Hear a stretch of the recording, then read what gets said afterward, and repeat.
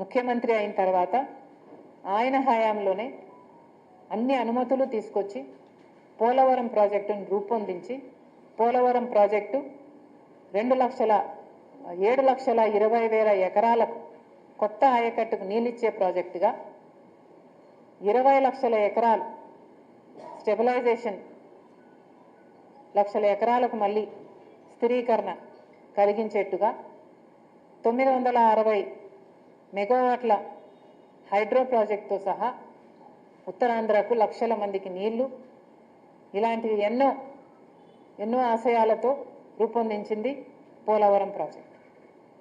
రాజశేఖర్ రెడ్డి గారు రూపొందించినప్పుడు ఈ project cost 10,150 కోట్ల రూపాయలు.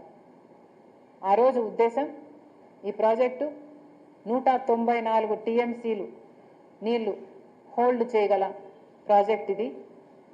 ఈ ప్రాజెక్టు ఫుల్ స్టోరేజ్ కెపాసిటీ ఆ రోజుకి 45.7 మీటర్లు.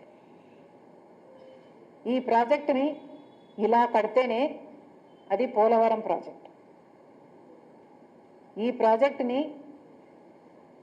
ఫుల్ స్టోరేజ్ కెపాసిటీలో కడితేనే ఇన్ని లక్షల ఎకరాలకు నీళ్ళు ఇస్తుంది. ఈ ప్రాజెక్టుని 194 టీఎంసీలు హోల్డ్ చేయగలిగిన ప్రాజెక్టుగా కడితేనే ఇంతమంది రైతులకి ఇది వరం అవుతుంది. ఆంధ్ర రాష్ట్రానికే ఇది వరం అవుతుంది. ఈ ప్రాజెక్టుని డిస్టార్ట్ చేసి హైట్ని కుదించి స్టోరేజ్ కెపాసిటీని కుదించి వాటర్ హోల్డ్ చేసే కెపాసిటీని కుదిస్తే ఇది పోలవరం ప్రాజెక్టు కానే కాదు. ఇది ఆంధ్ర రాష్ట్రానికి ఒక వరం కానే కాదు. కానీ రాజశేఖర్ రెడ్డి గారు వెళ్ళిపోయిన తర్వాత ఈ ప్రాజెక్టు నిజంగానే అటకెక్కింది. రాజశేఖర్ రెడ్డి గారు ఉండంగానే ఈ ప్రాజెక్టులో 33% పనులు పూర్తి చేశారు. ఇది ఎవరు ఒప్పుకున్నా ఒప్పుకోకపోయినా ఇది వాస్తవం. Right bank, left bank canal works Rajasekhar Reddy గారే చేశారు.